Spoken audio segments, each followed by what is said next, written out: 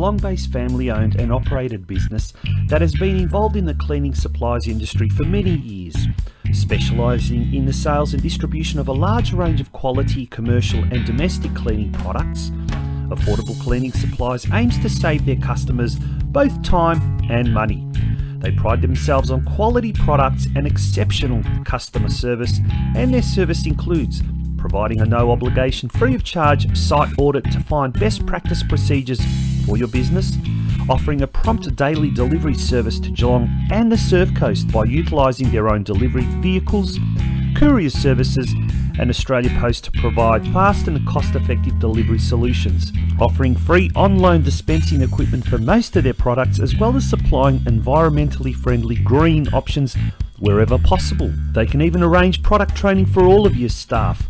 And best of all, they offer a procurement service to find products you are having trouble sourcing. Visit their showroom, which is open to the public at 32A Gordon Avenue in Geelong West, to view an extensive range of products on display.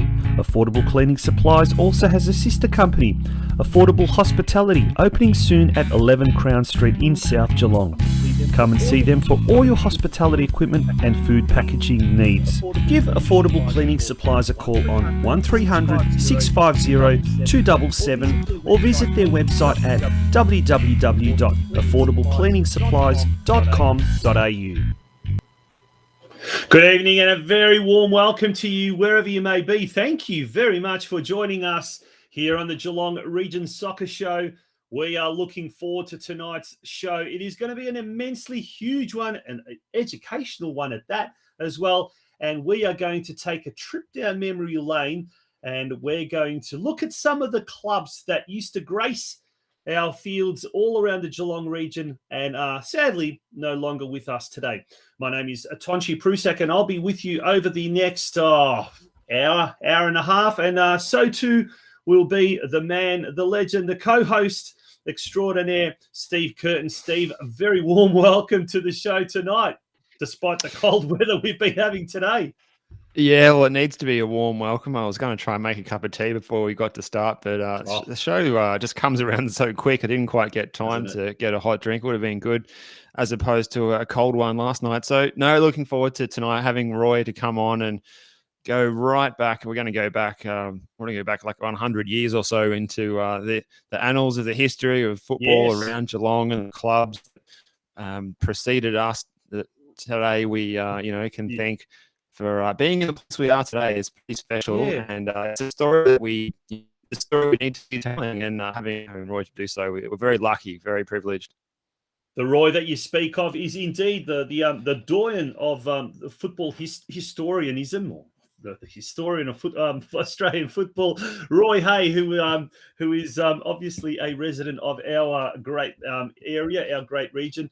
And he was telling me he's been telling me some fascinating stories. And look, we're going to try and make it as interesting as possible. We've got heaps and heaps of photographs, and I'm sure a lot of people here will be able to recognize some of the faces. Maybe it might be their father, might be their grandfather. And there'll also be, I'm sure, some great photos of people that we know now in the here and now who have changed dramatically over the years, that's for sure. But looking forward to it. It's episode 71. A massive shout out to our episode sponsor, Affordable Cleaning Supplies, and the Manningham Cleaning Group as well. A very, very big thank you to their donation for last week's show and this week's show as well. So we really, really, really appreciate that. Do become a member of the Geelong Region Soccer Show. It is so important in these difficult times, in these times of uncertainty. It is very, very difficult to raise sponsorship, very difficult to raise advertising. So we do rely on our members. We've got about 7 members, which is thank you to all of those 7 members. We'd love to have double figures. And how can you become a member? For as little as $15 or as much as $25. There's the website right there, patreon.com/Geelong Region Soccer Show. We'd love to see a lot of people who are going to be first-time viewers tonight coming on board and helping us. And it's this type of thing that we're producing this week and probably will flow on to next week as well. Steve, this, it's time consuming. I mean, I kid you not, I probably spent about 6 to 7 hours today just producing this show and getting everything ready in the background, and the work that we've been doing, over the last week or so, off and on, just to get this show ready. The news, the guests, takes a lot of time, takes a lot of effort. So if I was tell people that we probably put in anywhere between 10 and 15 hours per show between the two of us, I certainly would not be lying. Yeah, well, that's right. I was just thinking I hadn't asked you how your day was since we went onto camera, but there you go. That's the answer. I don't need to ask because you've just told us. Yeah, that's right. It's time consuming and behind the computer. Yeah, and look, and hopefully that means that the product tonight is absolutely A1 and you enjoy it very much. Absolutely. Now, mate, we're going to go straight to the news desk because we've got a ton of information, ton of news to get through tonight. Let's take it away to the news desk. All right, let's go. Monday, the 20th of September, 2021. First item, we start with the official cancellation of the local competition in Geelong. Is that a good starting point? Yeah, let's do that. There we go. So Get that was announced last week, wasn't it? Yeah, so that came through on Thursday, and local Geelong competition officially cancelled in that Football Victoria press release that you can see on the screen there now, as a result of the incomplete season and in line with the Metropolitan Melbourne conditions. No champions or runner-up will be awarded in Geelong competition this season, it says in the document there. And I'm sure, people will have seen that by now. And the clubs are pretty quick to start posting on their social media accounts. I think even before that, it actually popped up onto our screens on Thursday. So certainly everyone was quickly onto that. And it was not much anticipated, but more so very inevitable that was going to be announced. And obviously, we're going back into lockdown today, of course, as well. It certainly wouldn't have been anything we could have had happening in the remainder of the football season. Look, I think the clubs just wanted closure. And I think last week was an opportunity for some clubs to, hit the training track and more so than anything, just say goodbye to the season. And look, a lot of clubs have started planning for next season already. I am led to believe there's one particular club is announcing, in the next couple of days, their entire coaching roster for the coming for next year. So, clubs are working very hard behind the scenes. Some are, not all clubs, and that's fair enough. A lot of clubs have just said, to hell with 2021. It was worse in 2020, so let's just, draw the curtains down and let's just have a bit of a break and see what next year brings. But in line with that, Steve, then there's also obviously talk about refunds as well. Yeah, that's right. We'll get that up onto the screen as well for your own information as well in a second. That's going to be coming up there. So there's the details there. The 2021 has again tested our resilience, both as Victorians and as a collective custodians of football there. And you've had a bit of a deep dive into this document yourself, Tonci? Yeah, look, Geelong, I suppose, had a little bit more of a season than Melbourne. So whether or not that translates to any a different of a fraction or anything like that, let's face it, Football Victoria has all sorts of costs and behind the scenes expenses, and particularly in the competitions department, where every time the league comes out of or the state comes out of lockdown or the region comes out of lockdown, there's new return to training guidelines, there's return to competition guidelines, and a lot of that has to be rubber stamped and go through the processes. So there's a lot of involvement there. But as we heard last week, which is a really good conversation starter between our guests last week, Mike Parker, outgoing president of Armstrong United, as well as Rob Casher. And this was a really good conversation starter, which I suppose we'll touch on today, Steve. When we asked them what they would like to see for the region, I think they both agreed that they'd like to see the Geelong region, have more of a say in how the competitions are run. And look, we've seen a lot of errors made, I suppose, over the last year, but in fact over the last 2 years. And look, I guess having the local region, the Geelong clubs, having more of a say on how we run our own competitions would be a good starting point. So I'd love to see whether that's going to be the case next year. if anyone from Football Victoria is listening or tuning in, send us something in the comments, although I don't expect that to happen. But if anyone has heard any whispers on the grapevine, would love to hear that as well. So, Steve, thoughts? Yeah, look, it is interesting, mate. It's we are a bit of an anomaly here where Geelong is looked after by Football Victoria, where you look at all the other different, you look at your Ballarat, Bendigo, Albury-Wodonga, the Southwest, Gippsland, Latrobe Valley, Swan Hill, all these other leagues, Sunraysia, they're all administered by their own associations up there that make all the decisions themselves, more or less, I think, is pretty much how it works. And we're the anomaly that, and we're the second city in Victoria, so you'd think we're big enough to be able to run our own ship down here, and Football Victoria would give us their blessing to do so. And yeah, will that be something that happens in the, if not next year, the following year? Well, it's got to be a good chance of happening, hasn't it? Yeah. Now, just to confirm, you did say ship, as in SHIP, run our own ship. That's right. It wasn't the SHIT. Yeah, it wasn't. Sounded very similar. It wasn't one of those slip of the tongue, Honda and Kevin Muscat sort of press conference moments or anything like that. No. Yeah, no, good stuff. But we can, but we can run our own ship as well. Yes, we can indeed. Now, funding. Now, you found something really interesting during the week about funding, and shocking as Queensland, and shocking. Do tell us a little bit more, mate. What did you uncover? Saw this on Twitter on the weekend, and we'll have to get this on the screen as well. It's a bit of a graphic there, and it shows you the disproportionate funding of different sports, different team sports. And this is in Queensland, but I'm sure people will be able to point to examples in other states and including Victoria. So this is Queensland team sport participation versus Queensland government infrastructure investment there. So you can see on the right-hand side, we've got the highest amounts of funding. On the left-hand side, the lowest amounts of funding. And the participation numbers are in the maroon color there. So you can see football, the lowest funding there. I can't quite read the number, but I think it says 47.97. I think that's what is that in per participant? So yeah, and then per participant, $47.97. And then per participant, get that, over 180,000 participants playing. And then you look at like the likes of rugby union. Obviously, it's a sport that's played by the played by the private schools, the more wealthy, affluent types, getting a very good run.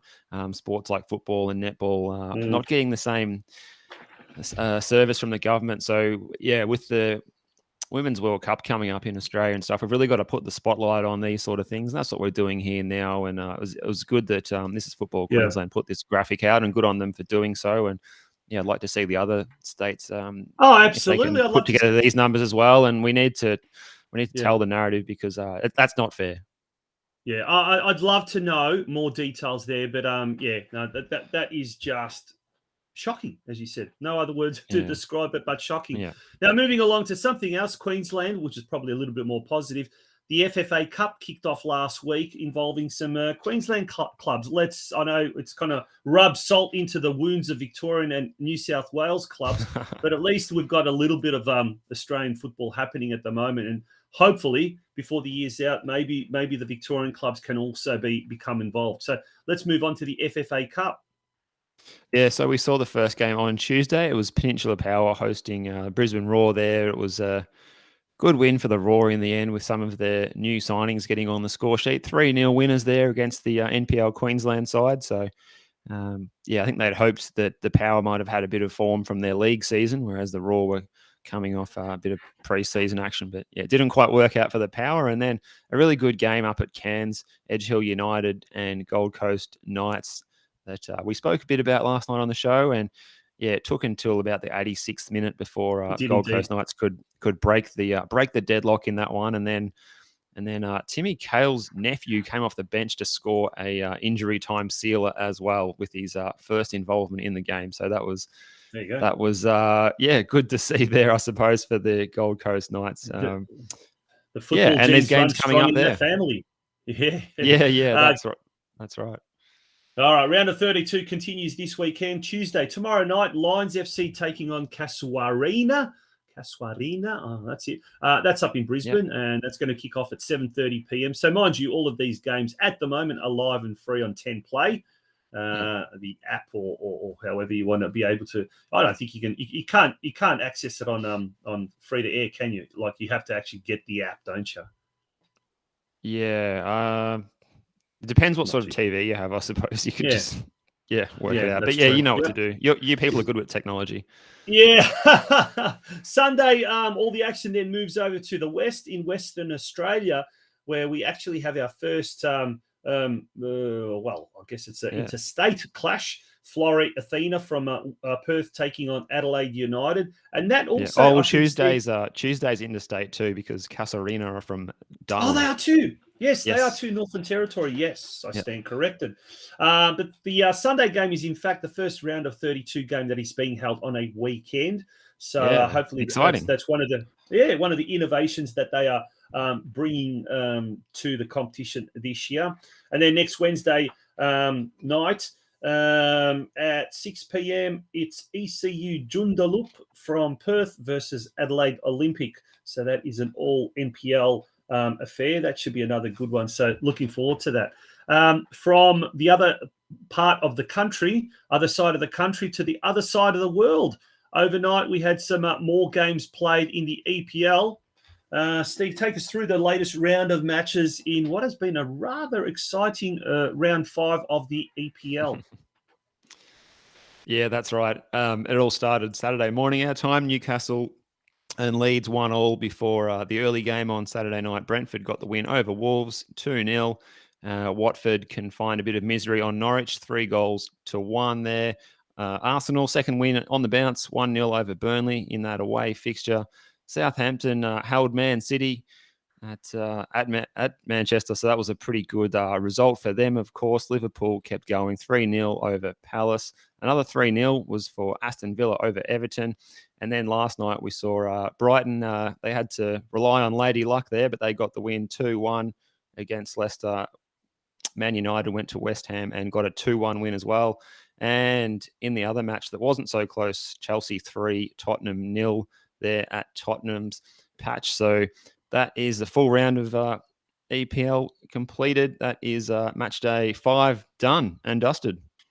Yeah, Chelsea have hit the top of the competition standings. Very, very happy bunch of lads there. They've downed Tottenham 3-0, and Tottenham doing so well in the early part of the season. But, if we take a look at the ladder there, they're still not too bad. They're still up there. But Chelsea, Liverpool, Man United, all on 13 points, all sharing top spot at the moment. And the interesting thing there, Steve, is the goal difference as well. It's very, very close. Chelsea, Liverpool, identical. So they're everything is the same. 4 wins, 1 loss, 12 goals for, 1 goal against, positive goal difference of 11. Man United on 9. Yeah. And Brighton, they've done really well, haven't they? They're up there amongst the leaders, only 1 point behind the leading trio.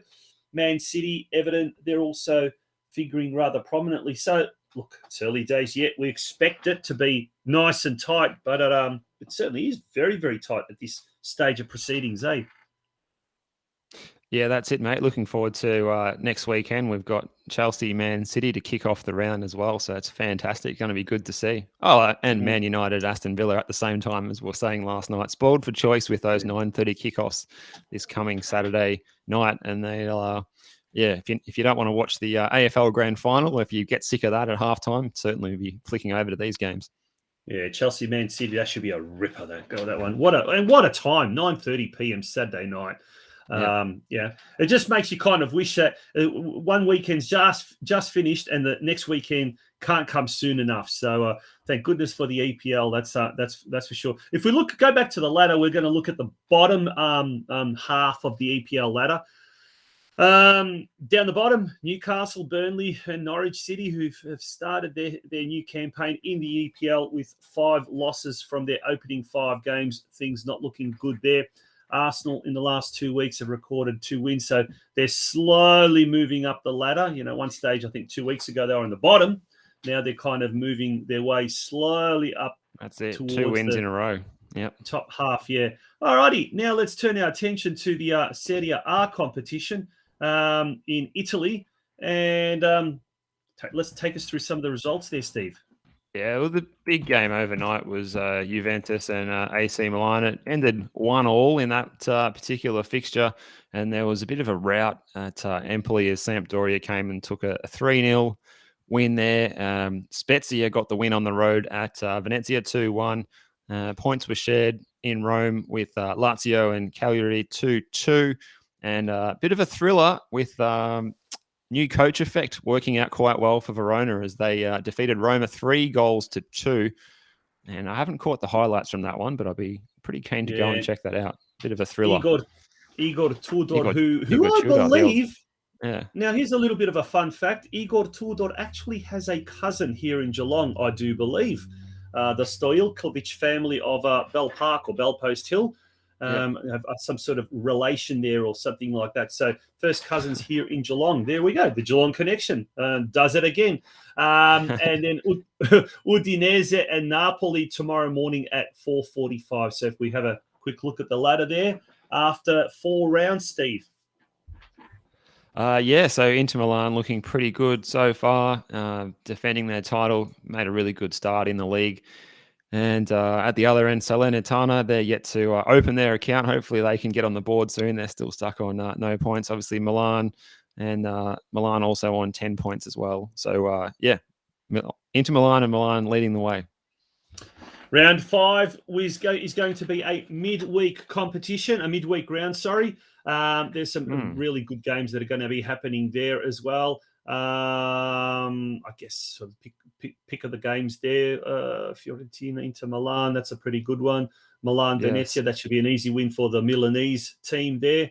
Spezia and Juventus. Can Juventus get, start their slow climb up the top of the ladder? Well, time will tell. So there we go. There's a whole heap of games there to be had. So looking forward to a interesting week of football, both from the EPL side of things, but also Serie A and indeed any other competition that you might be following around at the moment. Steve, I think we're going to take a bit of a break. When we return, we will have our first guest. So really looking forward to that. Hey. Yeah. Hey, no pun intended. That's right. Affordable Cleaning Supplies is a Geelong-based family-owned and operated business that has been involved in the cleaning supplies industry for many years, specialising in the sales and distribution of a large range of quality commercial and domestic cleaning products. Affordable Cleaning Supplies aims to save their customers both time and money. They pride themselves on quality products and exceptional customer service, and their service includes providing a no-obligation, free-of-charge site audit to find best practice procedures for your business, offering a prompt daily delivery service to Geelong and the Surf Coast by utilising their own delivery vehicles, courier services, and Australia Post to provide fast and cost-effective delivery solutions, offering free on-loan dispensing equipment for most of their products, as well as supplying environmentally friendly green options wherever possible. They can even arrange product training for all of your staff. And best of all, they offer a procurement service to find products you are having trouble sourcing. Visit their showroom, which is open to the public at 32A Gordon Avenue in Geelong West, to view an extensive range of products on display. Affordable Cleaning Supplies also has a sister company, Affordable Hospitality, opening soon at 11 Crown Street in South Geelong. Come and see them for all your hospitality equipment and food packaging needs. Give Affordable Cleaning Supplies a call on 1300 650 277 or visit their website at www.affordablecleaningsupplies.com.au. Welcome back to the Geelong Region Soccer Show. It is episode 71, and we are now going to take a trip down memory lane. And helping us do that is our next guest. It's an absolute pleasure to have Roy Hay joining us. Roy, a very, very warm welcome to you, coming all the way from Bannockburn. How is it? Is it nice and cold in Bannockburn the way it is over here in Lara at the moment? It's Scottish weather out here. Scottish. It's the perfect weather to stay indoors. Get a hot coffee. Put us on the smart TV and take a lovely trip down memory lane. But before we do that, Roy, how have you been? How's how's life in retirement treating you? I know the last time I caught up with you, you said it's busier than ever. Yeah, well, it is in many ways. I mean, I've had what I describe as a sabbatical for the last 2 or 3 years because I've been researching and writing on Indigenous football, the footy game, not soccer. A couple of books came out, one on generally on Aboriginal people playing footy in the 19th century. I mean, a lot of talk about whether it was an Aboriginal game, for which I don't think there's much evidence at all.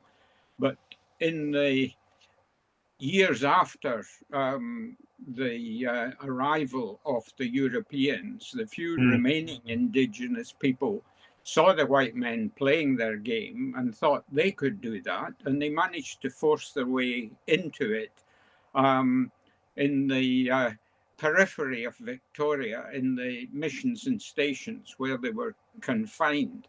And it's an untold story. There's a huge gap in the record, and I've tried to fill it with a couple of books. One, a more general book on their involvement in the local areas, but also recently a biography of a fellow called Purn Yariwari, better known as Albert or Jimmy Pompey Austin.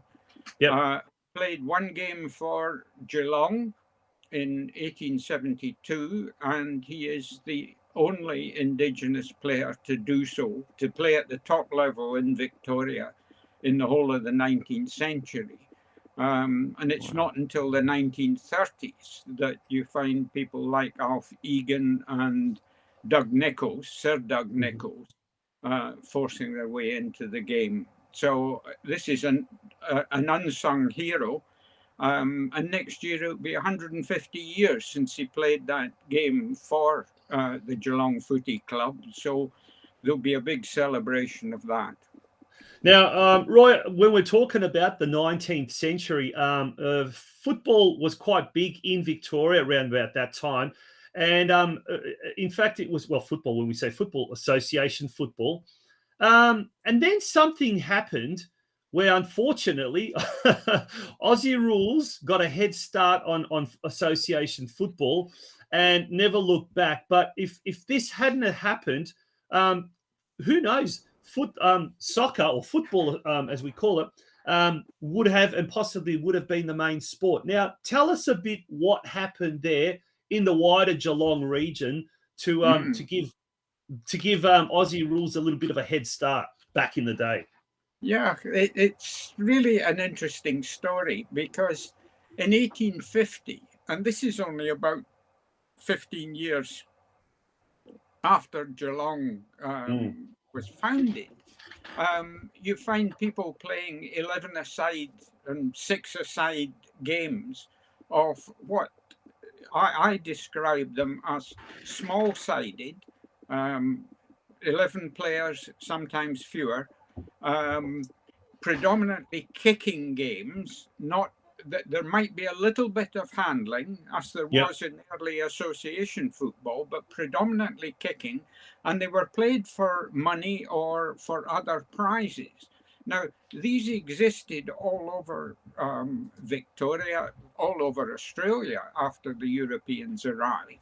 And then in the 1850s, there was a massive rush to Victoria, people in search of gold. And at the end of that decade, in 1859, a group of the migrants drew up the rules for another form of football. And it was a very simple exercise, and it was based very heavily on English public school forms of the game, which had been played for many years, and backed by the initial founding group, nearly all of whom were either correspondents to the newspapers or were actual journalists. And they promoted this form of the game.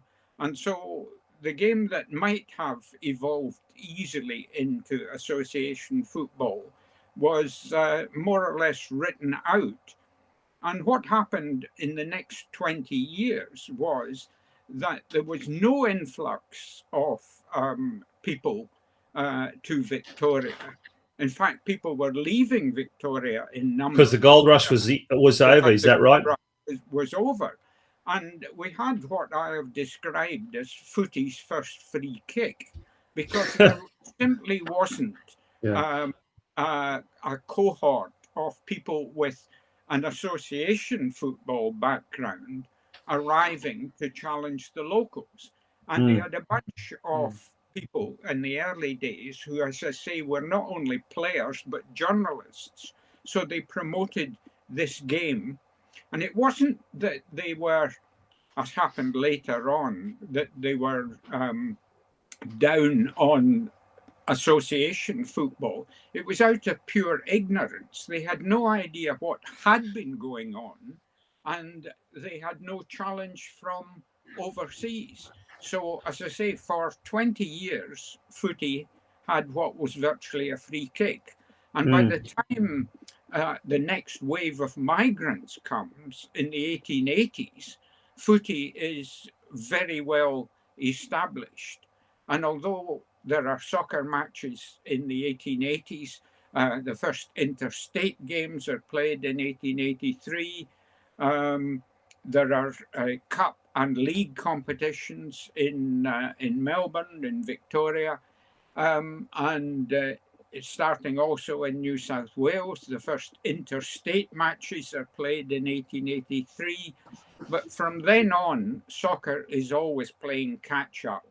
And if we now look, what we're going to do, folks, is we're going to break it up into three parts effectively. So Roy's going to look at a pre-World War II, so the history of football in Geelong pre-World War II, and then from about the post-war years to about the 1970s, which coincided with the large influx of European migrants, and then from, I guess, the 1970s onto modern times. But we've got a photo here, Roy. Tell us a bit about this photo. 1930, and this was it the Madden Cup or something like that? Tell us a bit more about what happened there. Well, we had a competition in Geelong in the late 20s, starting off with the Geelong United team, but then the woolen mills and other industrial firms started, the people who worked in these firms started forming football teams. The other type of team that was formed was one based on the heritage of the people who were playing. So that team, which won the Madden Cup, was Northumberland and Durham's. And the soccer people, this is quite interesting, is the soccer people from Scotland and from the north of England, Northumberland and Durham, they named their teams after their heritage rather than after the area where they settled. So if you like, the Scots and the Northern English were the first ethnics. They were the first wogs. And isn't that interesting? They set a path for soccer, which, of course, as you know, after the Second World War, there was this belief that soccer was a wicked foreign game. But in fact, it had this long history. But the first ethnics, as I say, were the Scots and the Northern English. Now I've got a photo there of the Caledonian Shield, yes. the Geelong Scots, and that's if you look very carefully, the shield actually has 1926 on it. Exactly. So tell us, was this a different tournament to the Madden Cup? And tell us a bit more about the Caledonian Cup. Yeah, but can I say something else about the Caledonians? The Scots are started in this right at the beginning. There was a fella called Alex Bruce, who people don't talk about this man. He was one of the founders of footy, and he was an incredible man. He lost a hand and the lower part of his arm, and he played footy with an iron hook in place of the hand. Now, you know how you can't even wear a ring when you're playing soccer. Yeah. Can you imagine somebody playing footy with an iron hook and dishing out a bit of violence? He was dead against kicking shins, but he, as I say, he caused a bit of mayhem. Now, the first trophy for footy was presented by the Melbourne Caledonian Society. And in a similar way, in Geelong, the Caledonian Shield was the first trophy that they played for in the middle of the interwar period. In those days, it was for what was effectively a cup competition.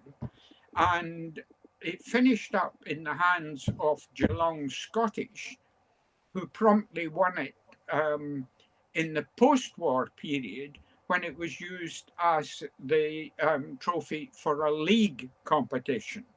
And Geelong Scottish won it 3 times in a row. And as with the original Caledonian Cup in the 19th century, Geelong Scottish were, because they'd won it 3 in a row, they got to keep the cup, the shield, and it sits behind the bar at Myers Reserve to this day. There you go. On the screen there, we've got a lady called Jean McCauley with the Madden Cup. Now, what's Jean's connection to the Madden Jean's Cup? father, John Madden, presented this trophy for competition in in the late 90s, I think probably 1927. And so that was the cup competition for which they played. And that cup still exists in Geelong. Oh, fascinating. Roy, then we move on towards the Second World War. Was there much in between, like, I suppose the Great Depression, the 1930s, and then leading up towards the Second World War? Was there much activity right up until the end of the war in Geelong? Not really, because soccer once again shot itself in the foot. No, second free kick. In 1927. Now, it's incomprehensible, this split, because you had 2 bodies in Geelong claiming to run the game. In Melbourne and Geelong trying to run the game. And they were virtually indistinguishable. That happened in 1927. So for 3 years, you had 2 competitions going on. And then, of course, the Great Depression hit. And that just knocked soccer sideways. And it never really recovered. There was a team in Geelong, whereas previously there'd been a league. And very interestingly, in 1937, a fella called J.J. Liston. Now, does that name mean anything to you? Sounds like a VFL trophy. Doesn't it? Liston Trophy. He was the head of what had started off as the VFL, but became the VFA after the big split. And he volunteered to take over as president of soccer. And he did a remarkable amount of good for the game. He managed to get some money out of the Football Association in England, and he kept the game alive at a time when it was, as with most sports, struggling in the 1930s, and then handed over to people like Harry Armstrong and another figure that we really ought to remember with as one of the major contributors to the game, Harry Doherty from Glasgow. That's Doherty with a K, who helped to restart the game in Geelong, in Melbourne before the First World War, and was still going until he died in 1965, still in harness as the president of the Victorian Soccer Federation. And after whom the Doherty Cup is named after. Absolutely. Obviously. He presented that cup in 1909 He played in the final for his own team, St Kilda, but they lost to Carlton, so he had to present his own trophy to the captain of the other team. Oh, that would have been hard to bite. Roy, thank you very much. We're going to take a little bit of a break. When we return, we'll continue with the next part.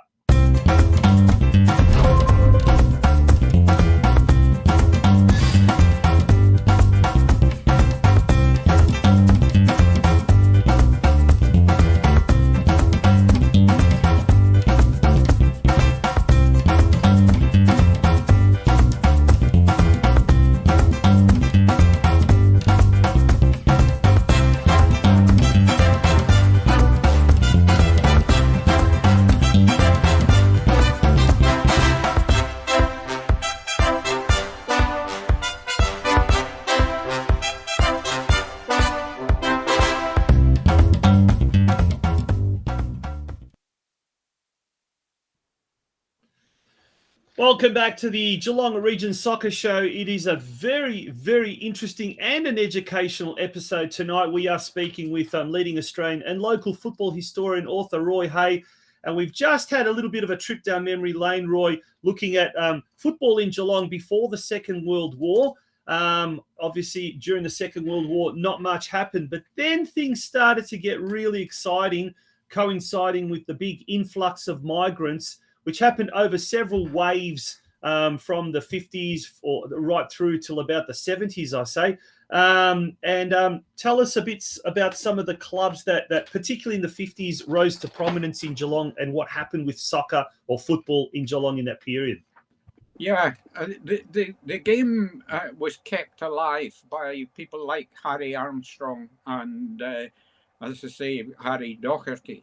But when the migrants began to arrive in numbers, they immediately began to become involved in the game because this is the game they brought with them.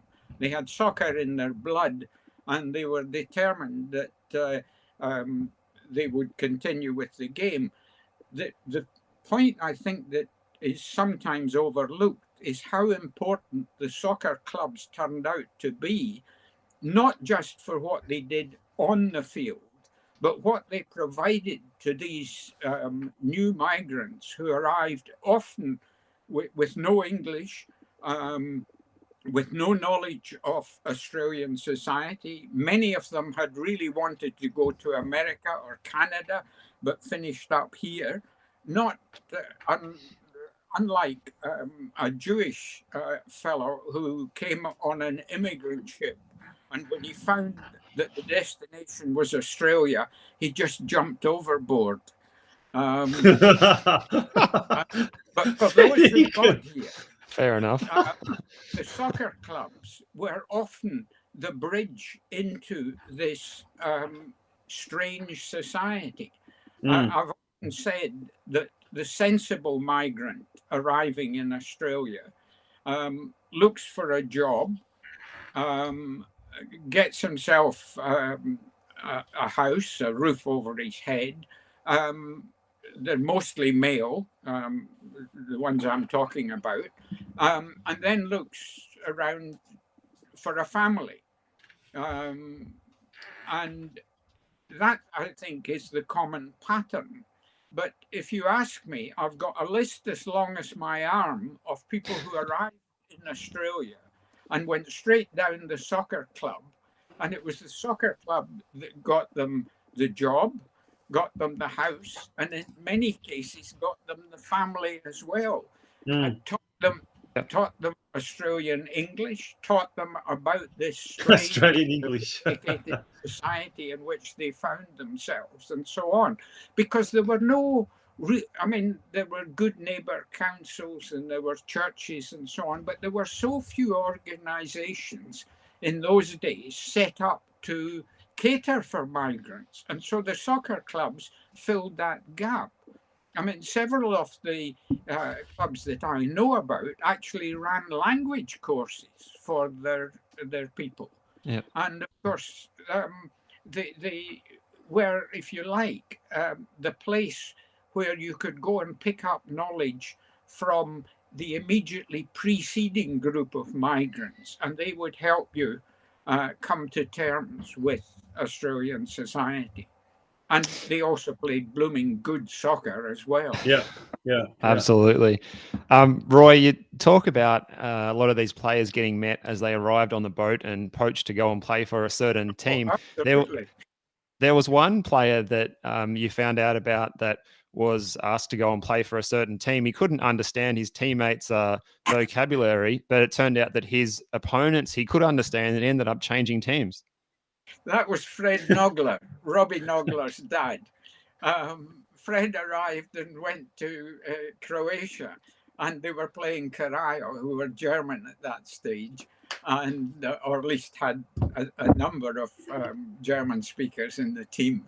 Yeah. And so this is the situation in which he found himself. Chris Van Beek had a slightly different experience because he turned up and also went to Croatia. And I think the first or second game, there was an all-in brawl in which 21 of the 22 players took part. He stood on the sidelines, observing this strange behavior.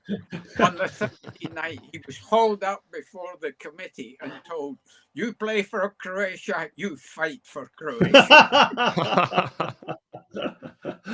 There you go. Wise words. Well, we're going to ask about the league that kicked off around 1950 with about 4 clubs as it began. Yeah, it began as we had both a local competition, and some of the clubs were also taking part in Melbourne competition. And this is the International Harvester team, isn't it? Yes, it is. The 1951 team from International Harvester. And they were one of the 4 teams. Is that right? I know. Look at those collars. Most of the teams in those early days had some kind of backing, either from a business, Shell, for example, International Harvester. Others, there was a team called Celtic, would you believe? It turned out that they went through the league like a dose of salts in 1950 and then disappeared completely the next season. And you really needed to know that Geelong Celtic came out of the Teachers' Training College at Lunan House, and they were a bunch of British migrants, and they were all here to train as teachers. And of course, after they'd done their year's training, they were sent off to the wilds of rural Victoria to teach, and the team disappeared. So you had some teams which lasted and others which flourished like a comet and then disappeared. Well, one of those clubs that sort of flourished, I guess, in the early days and then sort of morphed into what is today the Geelong Rangers Soccer Club was the club that you mentioned earlier, Geelong Scottish. And there's a photo of them, the League and Corio Cup winners in 1958. An interesting story. They were founded in 1955 in the North Geelong Fire Station. Do we know much about, the early days of the Geelong Rangers Soccer Club, or Geelong Scottish as it was known? Well, the guy who's sitting smack bang in the middle with the specs is Billy Doris Sr. And Billy is a classic case. He arrived here, went down the soccer club, broke his collarbone in the first game, and it was the club that looked after him while he recovered from that. He was one of 5 brothers that arrived from Scotland, one of whom tragically died in a motor accident. But Billy was a classic of the kind of people I'm talking about. They arrive here, and it's the club that looks after him and gets him fit again. And from then on, as you know, he was a power in the land at Rangers for many years. Then he had a falling out with the club, and he did the same sort of thing at Bell Park.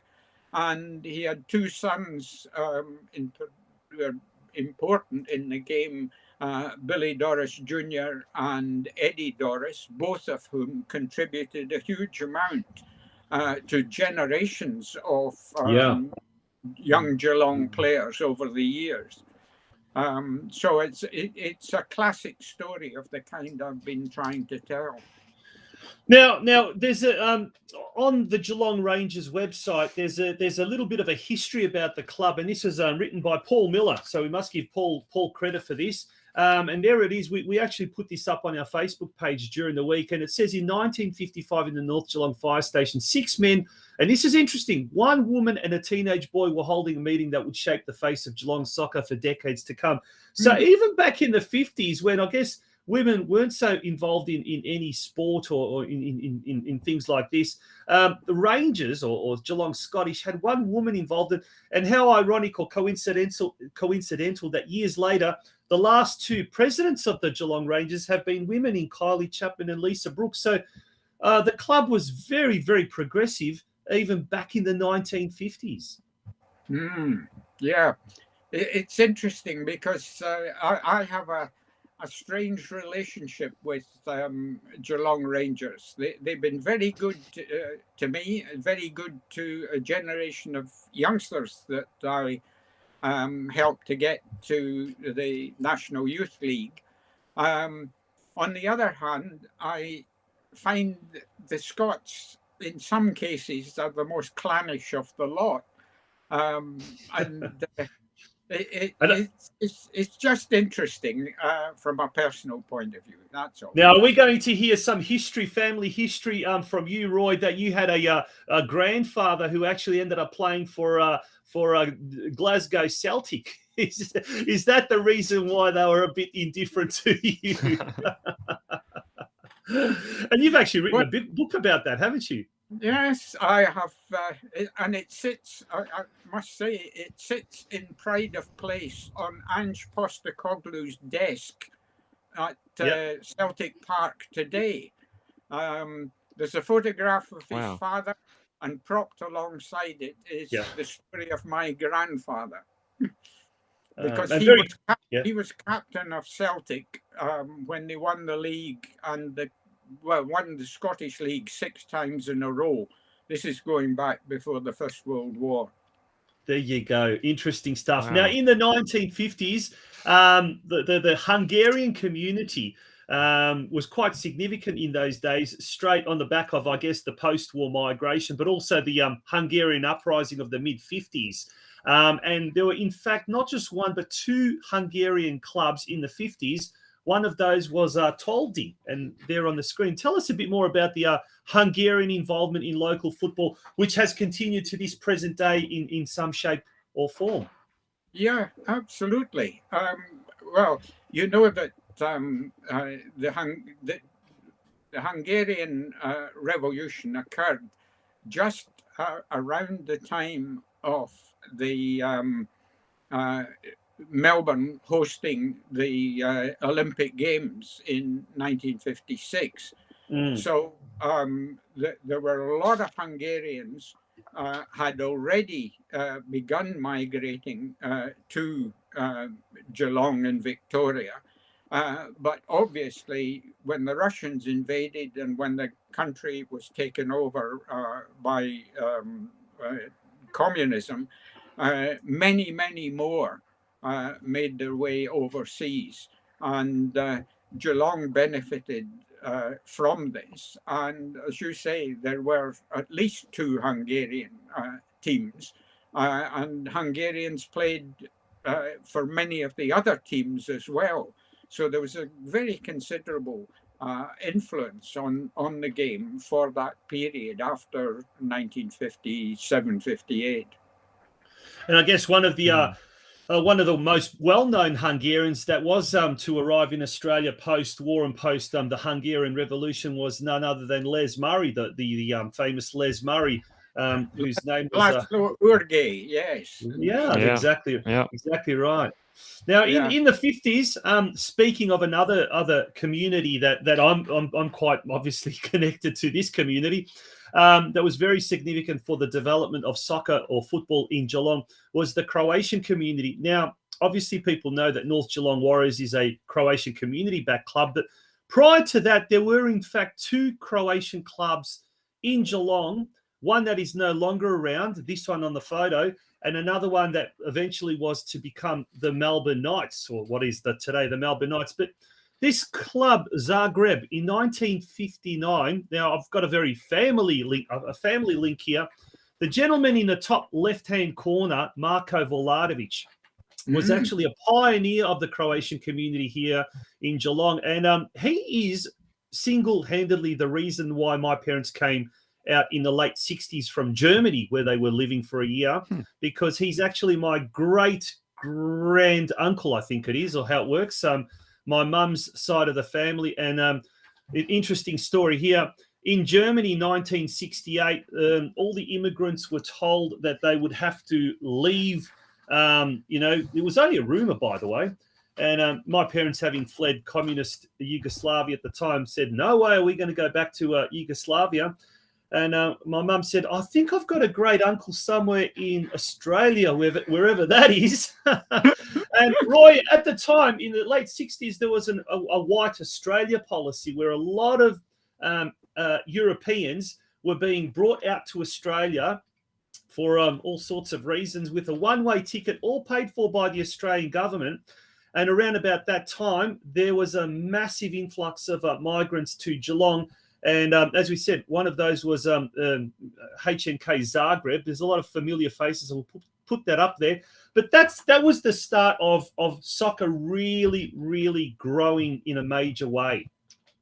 Yes, absolutely. And the Zagreb and Croatia, the Croatian club began in Melbourne, and there was followed quickly by a club in Geelong, also Croatia.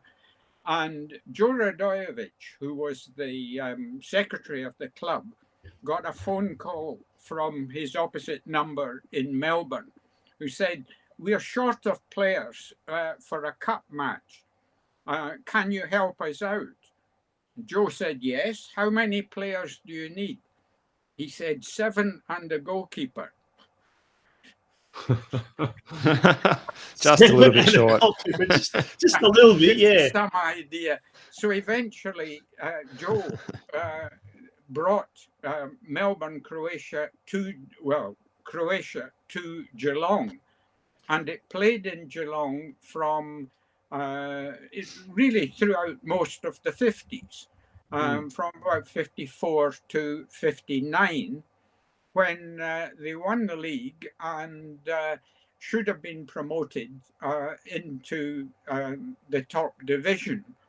But there was a bit of trouble going on off the field, and Preston Technical School Old Boys, as they were in those days, run by the Leopold brothers, had put in a protest against Lions and won an extra point. And so they became the promoted team rather than Croatia. I could go on at great length about the splits and what happened thereafter, but the point is that it took Croatia a while to settle down after these events. And eventually the club did move to Melbourne, but they did retain a presence in Geelong until 1972, when the Melbourne Croatia club was suspended after trouble when a referee was attacked at the game in Melbourne. And so happened that year that the Geelong Croatian club was also kicked out of the league. And it took a couple of years for that to simmer down, and eventually the Croatians took over the Essendon Lions from the Ukrainian community, and eventually that evolved into Essendon Croatia and now Melbourne Croatia and Melbourne Knights. There's some more old photos there of, and that is the Croatia club. So we're not too sure. Maybe Roy, you can tell us if that was from the 50s or the 60s era. But I'm really fascinated by this photo. That's 1962. Mostly fascinated by the fact that it's in colour. Most of the photos are black and white, and this one's in colour. So goodness me, there was a very, very good, either this has been touched up or there was a very, very good photographer or graphic designer back in 1960. I think it's somebody's good colorizer. I think so. Yeah, because like I said, everyone's most of very those well photos, dressed in that picture. Yeah, I know. Very, and yeah, I mean, you go back to that photo. Yeah, people are so dapper back in those days. Yeah. I mean, we know in the 1920s and 30s, people used to walk around very well dressed up, and even at the turn of the century and back in the gold rush era. But this is early 60s. Everyone is looking very, very. You wouldn't see that at a club these days around the area. No. You'd stop find moccasins and tracksuit pants only. And, the occasional singlet here and there, and what you're not. But look, before we sort of look at the last era, sort of from the 70s onwards, I guess, what was some of the most significant, some of the significant clubs of the 1960s, I suppose, or 50s and 60s that aren't around any longer, Roy, that, had such a big impact on football in Geelong? Well, there's a lot of the clubs changed names over this period. I mean, we talked about Geelong Scottish becoming Hamlin Rangers and then becoming Geelong Rangers. The Carlisle club grew out of Geelong British and existed under its own name for a while, but then had an amalgamation with the Italians of Geelong United and played with this double-barreled name of Carlisle Geelong United for many years. And then they were taken over by what had been Northern Suburbs, which was the surviving Hungarian club. We talked about Toldi in the early days. Later on, Northern Suburbs was founded, and that was very much a Hungarian club. And that Hungarian influence eventually took over the club we now know as Carlisle. And it's still very strong to this day. In the 50s. Sorry, I was going to say in the 50s, when the Geelong League kicked off, the Dutch were big. I mean, that's, I think, taken from a website. I think it's called, I can't remember what the name of it. It's got a funny name, definitely. But The Clash of the Clogs. The Clash of the Clogs, yeah. And it actually says right down the bottom, several Dutch teams emerged in Victoria in the 50s.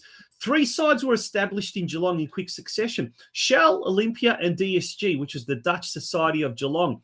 Now, there was quite, over the years, and I guess we'd recognise some of the surnames, there were quite a few Dutchmen who were very, very heavily involved in football in Geelong, and now their offspring or their grandkids are now starting to come through the fore. And some of those names we'd know today. Did you want to talk a bit about the Dutch influence as well?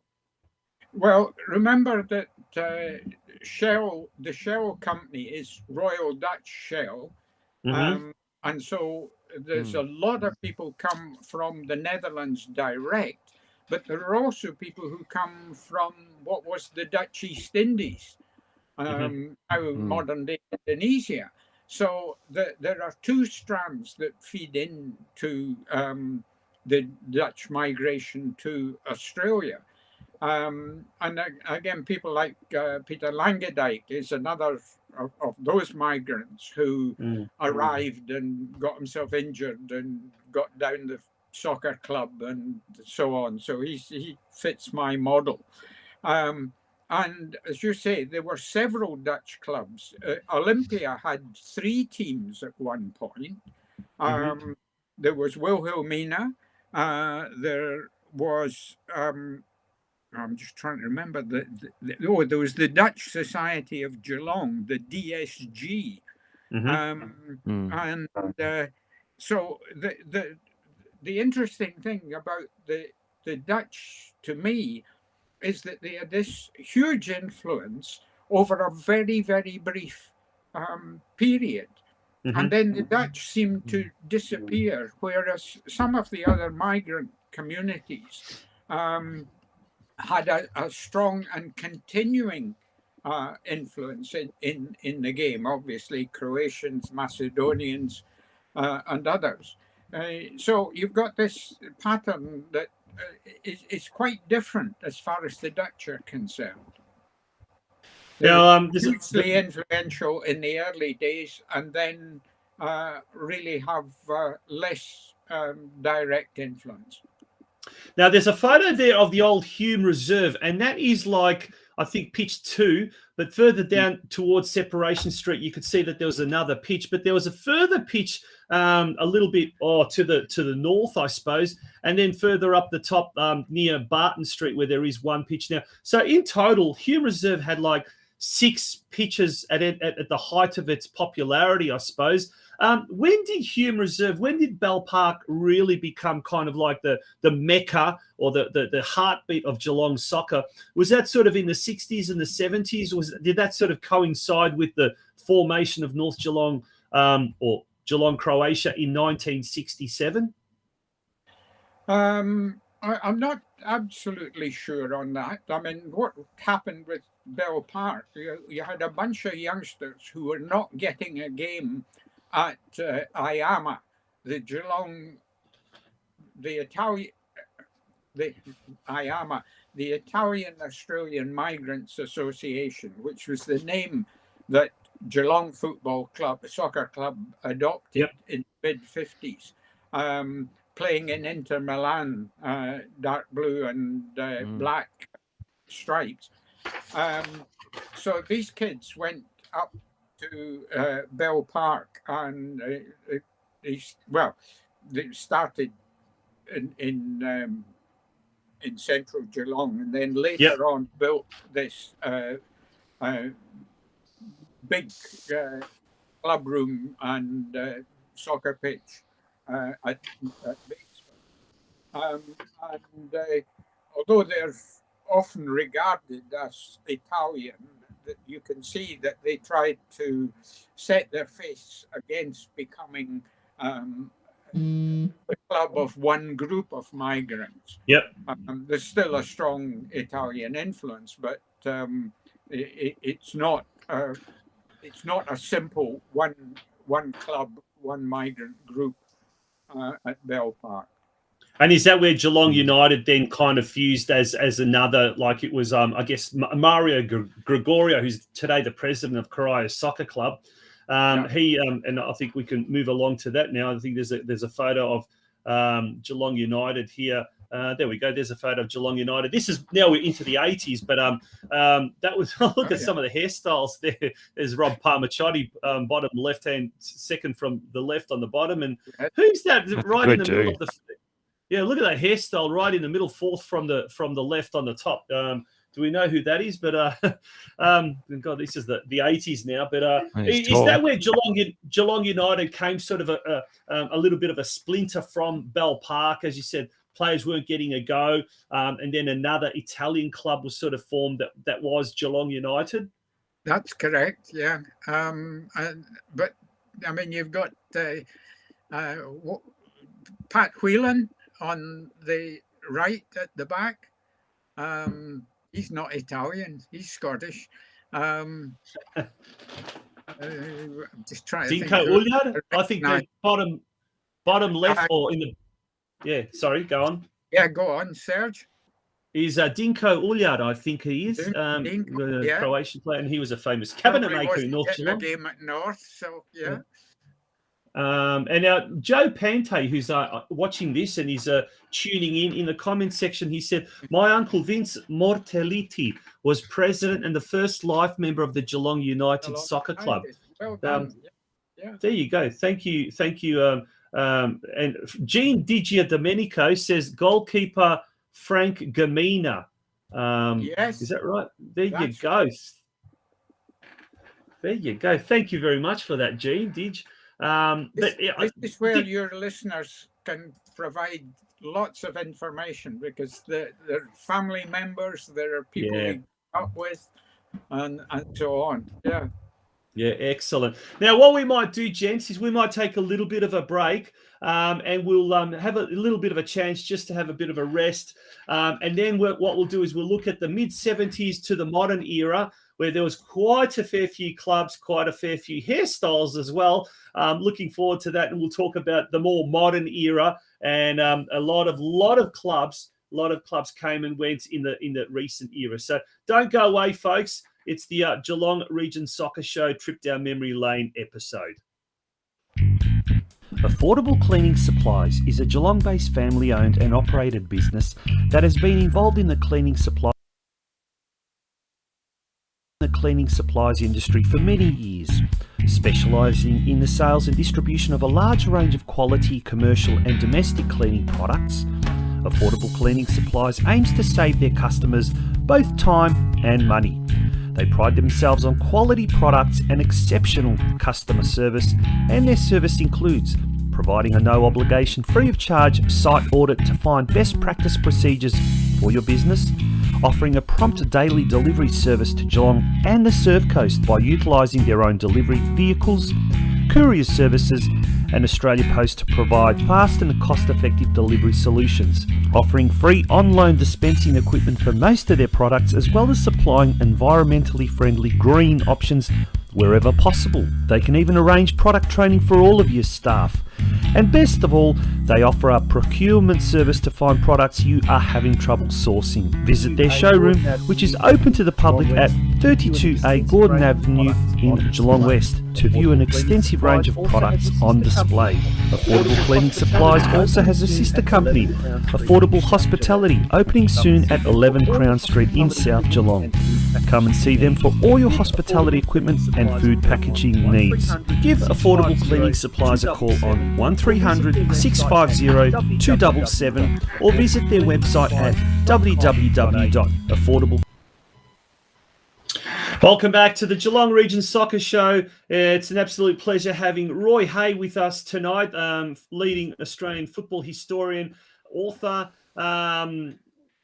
retired academic, and researcher indeed. Roy, we were talking about Geelong United just before the break. Let's return to Geelong United.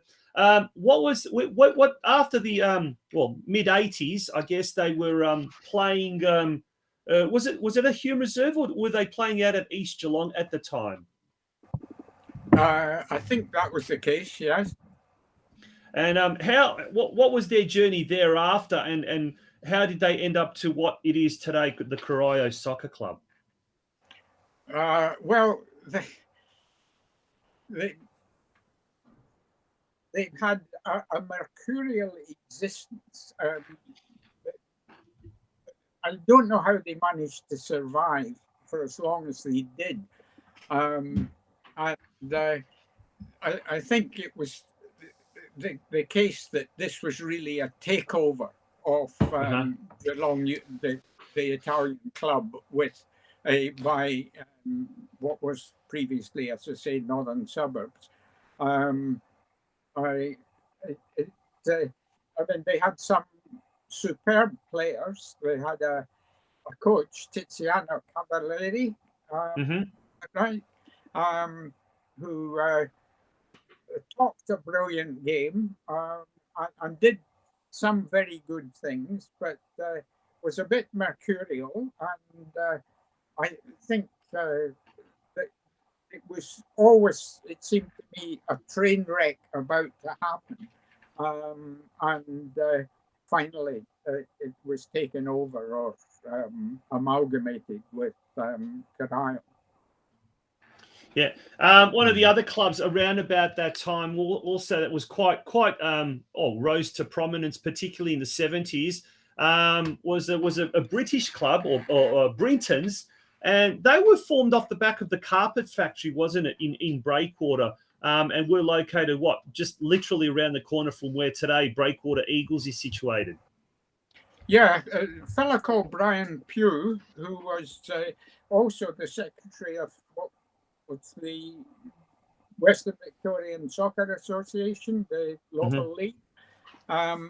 He was the driving force behind it, and they had a bunch of very good young kids at Breakwater. There's one in his veteran stage, Johnny Cow, in the middle of a puddle.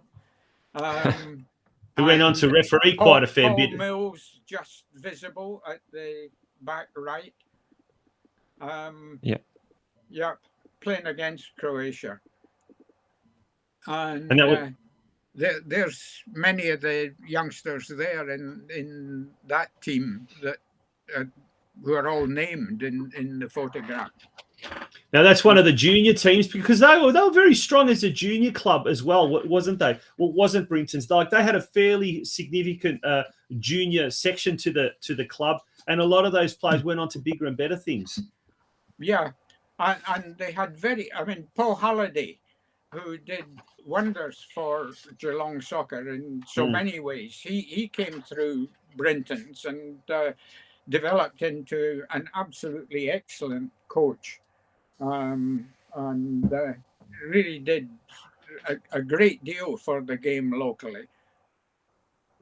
Now, big shout out to Kevin Henderson, who has provided us with a lot of photos of, and Miro Zanic as well. Miro was very good as well in providing some photos, and I think there's one here of Miro in action now. He was a goalkeeper for Croatia, and towards the end of his career, he ended up being a player in the Western Victorian Soccer Association rep team as an outfield player. And this is a photo that Miro actually sent to us, and that was I dare say it was probably a Geelong Advertiser Cup game against Brinton's, because back in those days, well, the Advertiser Cup started in 81. Back in those days, Roy, the WVSA team used to put a select side in each tournament, didn't they? And how'd they used to go? Well, the competition began in 81. First competition was at Bell Park, won by Bell Park, who had a strong team in those days, with Ray Pocock as player coach.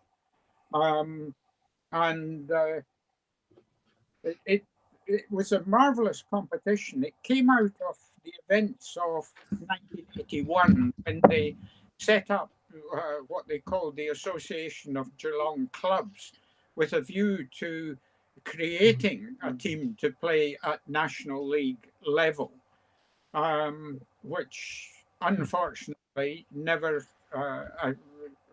happened. We should have done that. I mean, the whole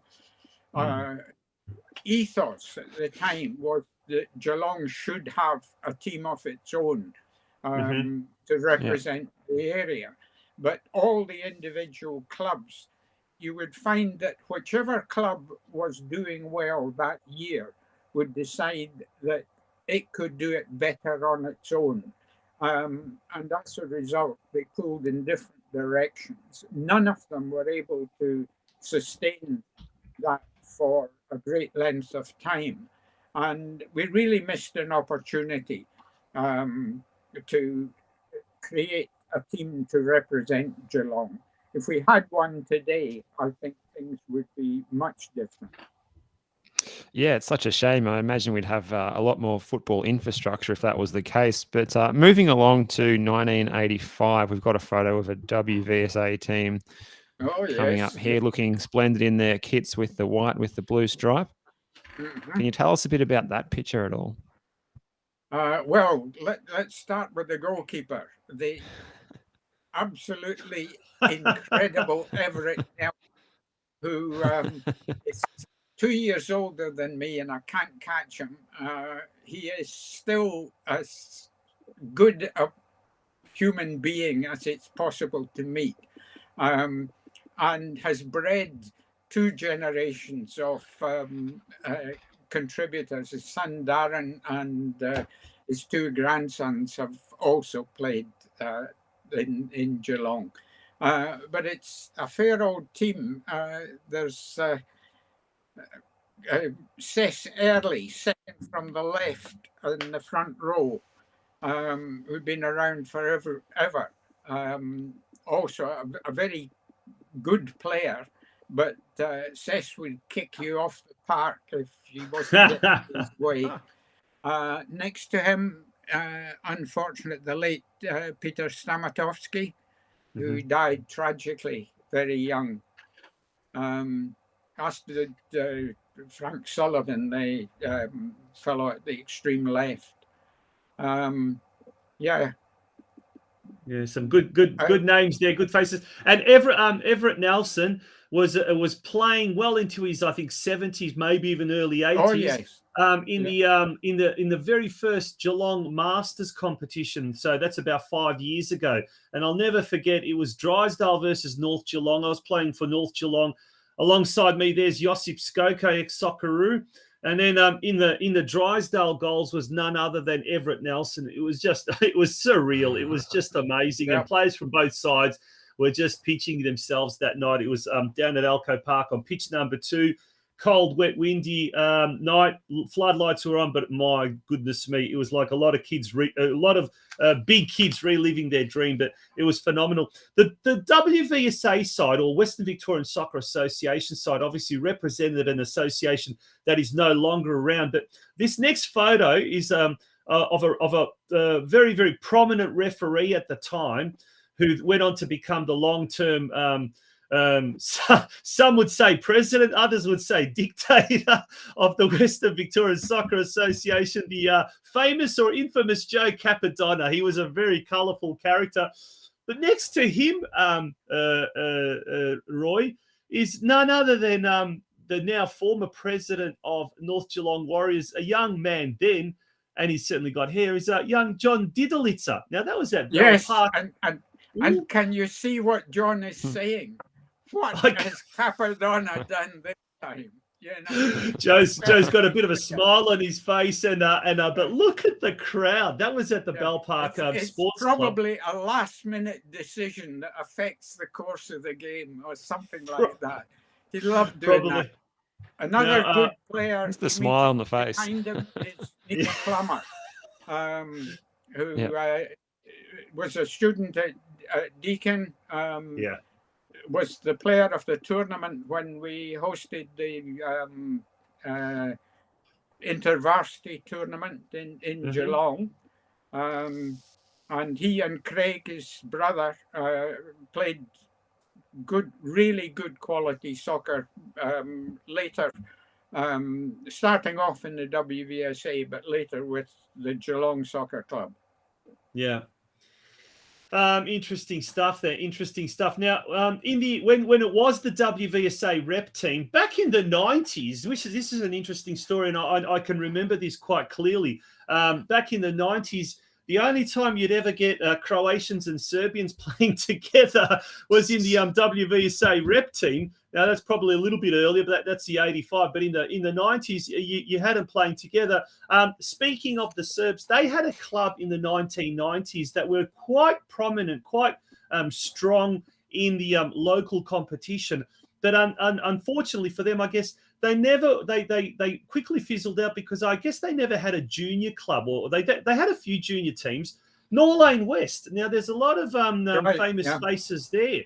Tell us a little bit about the rise and fall of Norlane West, who today have got a little bit of a kind of a presence in the local league, I suppose. One of the Corio soccer club teams in the local competition is, in fact, Norlane West in drag. They basically have the same kits and everything like that, and a lot of the players, and they almost run the team separately. But going back to the 90s, Norlane West, where did they play? And tell us a little bit about this club. That's not really much I can tell. They took over the ground that Northern Suburbs vacated, didn't they? Yep. Corio Community Reserve out of Hendy Street. Yes, I do believe that's the case. Yeah. Where they play American football these days. Aye, yeah. And then there was another team formed from the the college in the northern suburbs, beyond Hendy Street, beyond the end of Hendy Street. Oh yeah, the old was it Corio Bay or no? What was it Corio called? Bay or Corio North or something like that. Yeah. So no, I'm not sure why the club folded. If, as you say, they didn't bring through a group of juniors, then this is a recipe for disaster, because people get burned out by the game and move on. Unless you've got really a range of generations involved in a club, it's very hard to sustain it. You need the playing generation to move into managing and supporting, and their children to come through into your top team. And if you don't have that pattern, then clubs fold very quickly. Fun fact, the gentleman there in the back holding the cup, that's Mladen Spasojevic, who was a long-time captain.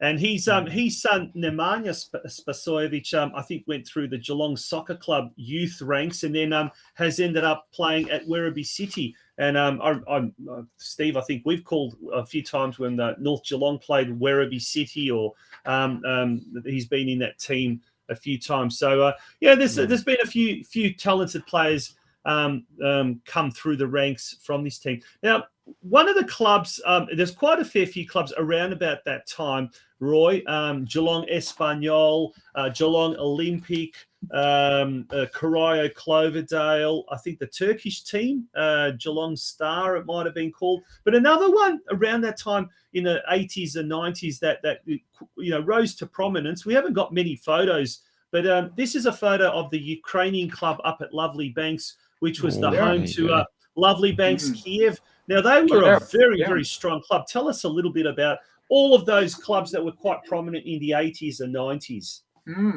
Yeah, I thought Lovely Banks Kiev would kick on, because you can see that they established a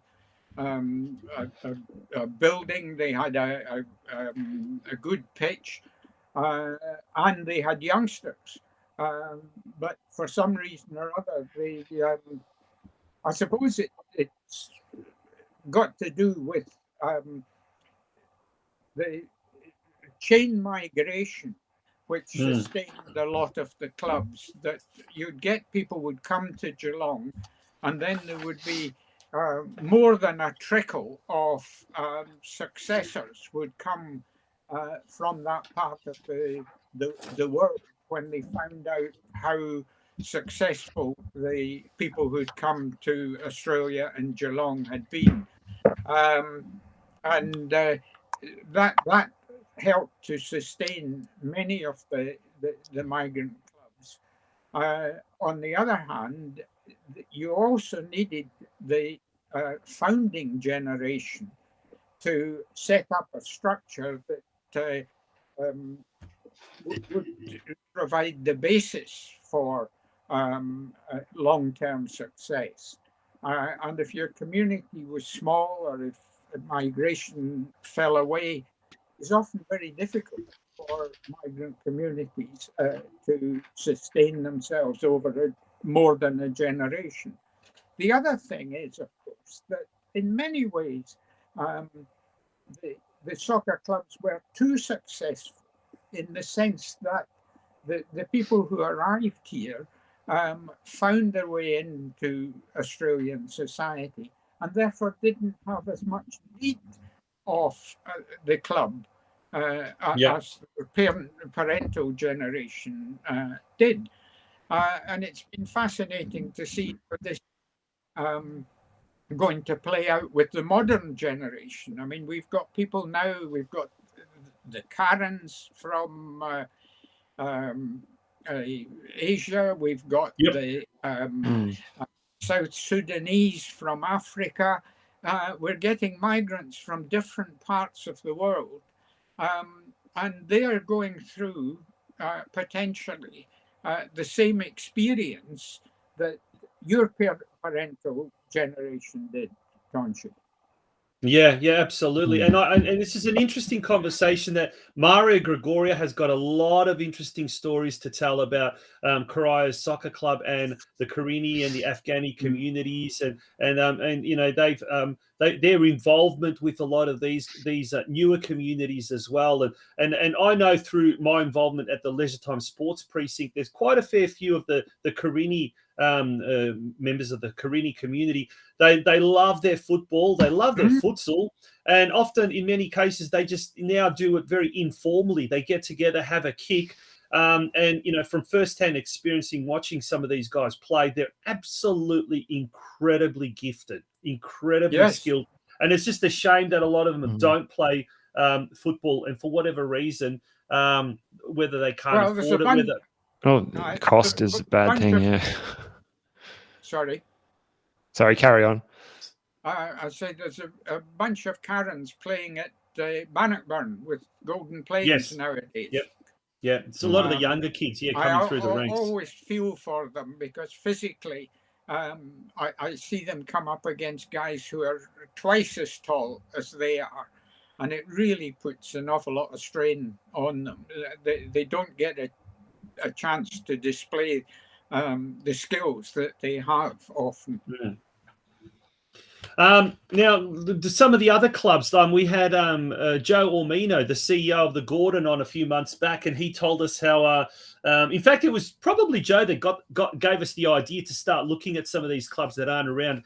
And he was being of Spanish extraction, and he was saying how he was at a time involved with Espanol.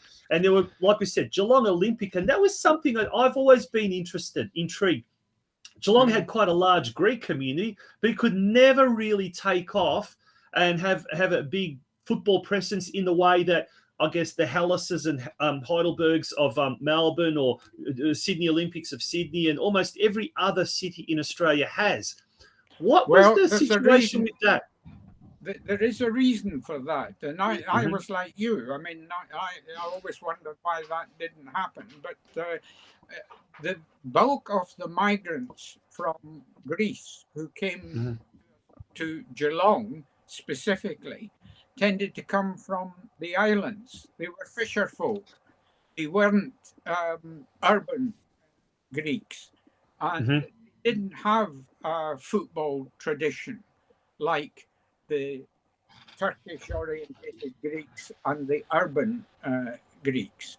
Yep. And that was one of the reasons why it was very late in the process that Geelong Olympic was set up, and perhaps why it folded very quickly. There wasn't another generation coming through that to sustain it. Fascinating. Roy, thank you so much for your rather informative insight into the history of Geelong soccer and some of the clubs that were, that graced our I guess graced our region. I was going to say graced our Preston, Steve, but neither you nor I are that old that we probably don't remember much of this. But it's. Can I interrupt just for a moment? Because absolutely. One of the people who has been listening to this, watching it, said something about who were the greatest players to come to Geelong. Yes, that was I think that was Daniel Stocky, who yes, he was. Here we go. Yeah, we'll pop that question up there. There you go, Daniel Stocky. A shout out to Daniel. Well done, mate. I enjoyed watching you. You're as good a player as some of the ones I've seen. But I mean, we've had everybody. We've had Bobby Charlton more than once. We've had George Best. We've had Tommy Cumming. Can't forget Tommy Cumming. Well, if you talk about the ones who have been here and stayed here for a significant period, you've got people like Frank Monroe, Tommy Cumming, Greg Chapnick, and then we've got the homebred ones. Skokos and before my time, and so on. Yeah, before my time, there was a fella at North Geelong, Croatia, and people said he was one of the best footballers that they'd ever seen. And unfortunately, industrial accident cut that short because he became a paraplegic in a wheelchair. Steve Vučković. Yes. Do you know much about him? Well, I didn't see him play, unfortunately. But everybody raved about him. I mean, illness killed two of Geelong's best because Darren Tuck. Oh yes, I do remember him. Of real quality. But if the cancer, wasn't it? Sorry, was it cancer? I think was it that he succumbed to cancer? I think it was motor neuron disease. That killed right. Yep. So there've been lots of players. Some came for brief periods. Some came and stayed for significant periods. Slobodan Jovanovic was a player of real quality. We perhaps didn't see him in his prime, but Suki was A, gentleman, and B, an absolutely brilliant player and a huge influence at Bell Park. If you go back to the early days, we must have had one or two of the top stars of their time. People like Sergio Bassi, who played with Geelong. Penso, the goalkeeper, who started at Geelong and went to Melbourne. They were in that Geelong Italian team at the prime. And in terms of, the domestic players that we produced, Chris Tryanovsky, Josip Skoko, Steve Horvat, senior and junior. We've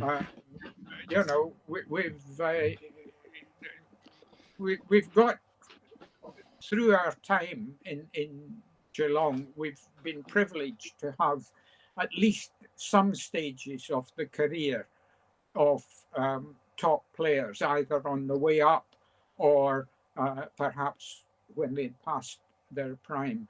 I think of Bogdan Bonk. He's the Polish rifle.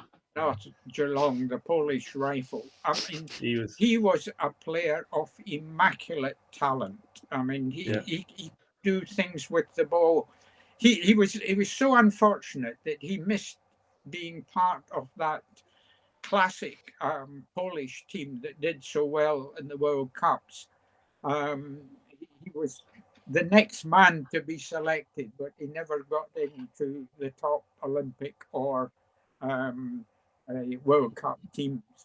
But we had some of the best of his playing career, and he coached very well as well.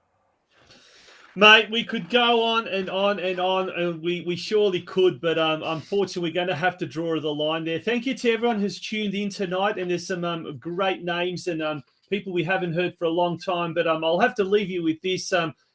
Jamie Mallon with his comment, Roy Hay was one of the best junior coaches I ever had. So thank you, Jamie, for those sentiments. Jamie, you're a liar.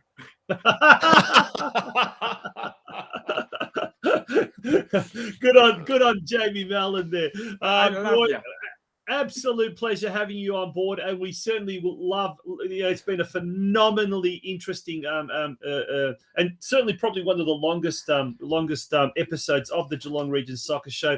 We'll have to get this topic going, and who knows, next week we might even get some guests on from some of those former clubs to talk about what life was like back in the 70s, 80s, and 90s. Now that we've got no football in the present moment. Let's enjoy the good old days. Thanks very much for that, Roy. Thank you all. Thanks, Roy. Good on you. That was Roy Hay. Steve, I don't know about you, but mate, just a trip down memory lane, and it was very educational. I really, really enjoyed that. Yeah, it was fantastic, and the amount of stories that are there, obviously not even scraping the surface, but it's fantastic to have Roy come on and just tell a little bit about what those clubs meant to the region at the time and what purposes they served in the community and what they did for the new migrants and workers and a whole range of different people from different backgrounds. It's fantastic. And if you enjoyed that, you can get online and do some searching and you can find some good papers that have been written by Roy, and you can have a much deeper dive into that content if that whet your appetite. I think that's something that you should maybe spend this week doing. Yeah, absolutely. In fact, what we might do with Roy's he's still in the green room and he's listening. We might even get Roy to send us out maybe a couple of website links, whatever, to some articles, because there's some absolutely fascinating articles in the Investigator and in various publications as well. And also a call out to anyone out there who was involved in one of these clubs of yesteryear, or actually not necessarily just a club that's no longer around, but someone that was involved in the the 60s or 70s or 80s, or maybe even someone who's a father or mother or brother or sister was heavily involved in this.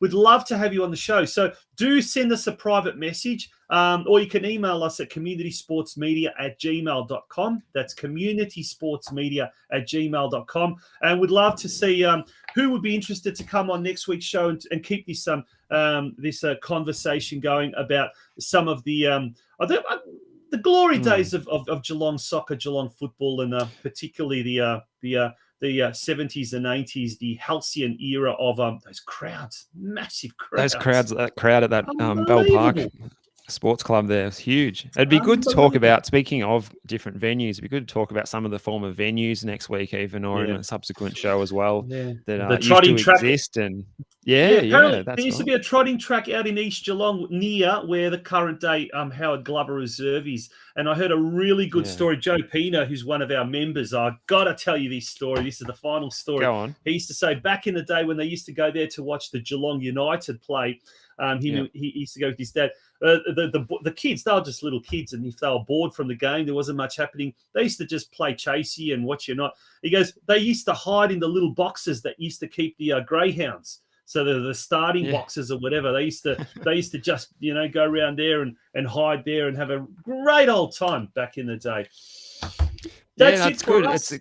There's a good bit of history there, because you can go there and you can see there's still a plaque in Eastern Gardens where it was the old Cryo Oval, which was the home of the Geelong footy team before they moved to Kardinia Park, which previously was a zoo, I recently found out as well. There's so many fascinating things. And obviously, after the footy left, there was some soccer going on there and greyhounds and all kinds of things. And now you can't even really tell where these things took place, and there's not many photos around to see them either. So it'd be interesting to overlay on a map where these things used to actually sit. Pamela Blaskovich says Concordora, the old Brinton's ground. So there you go. The Concordora was the Italian club out in Moorlap. And that for a while they used to have, I think they used to play the Gridiron down there. The Gridiron team used to play there later on as well. There was some fascinating things. Steve, we'll see you next week, and we'll have another interesting show, and we'll take another trip down memory lane in next week's show. So tonight was an absolute, one of my most favorite shows to be a part of, and certainly I'll look forward to the company of you next week, and also look forward to the company of everyone else as well joining us. So good night. Mate. Very well done tonight. Thank you. Good on you guys. Thank you. You've been tuning into the Geelong Region Soccer Show. It was episode 71. Big shout out to our sponsors for tonight, the Affordable Cleaning Supplies. Until next week, have a great, great week. Bye-bye.